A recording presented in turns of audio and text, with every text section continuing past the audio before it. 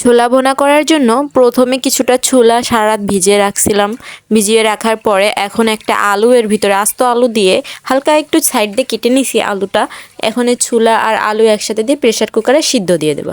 আসসালামু আলাইকুম, আজকে আমি ছোলা ভুনা রেসিপি নিয়ে চলে এসেছি। তাই প্রথমে ছোলা আর আলুকে সিদ্ধ করে নিয়ে এইবার ইন্ডাকশনে কড়াই বসিয়ে সেইখানে অ্যাড করে দিলাম কিছুটা সাদা তেল আর আদা বাটা, রসুন বাটা, পেঁয়াজ বাটা, শুকনো মরিচ বাটা, জিরা বাটা মশলা দিয়ে আর কিছুটা গুঁড়া মশলা, মরিচের গুঁড়া, হলুদের গুঁড়া, লবণ দিয়ে এটা ভালোভাবে ছোলার সাথে কষিয়ে নেব।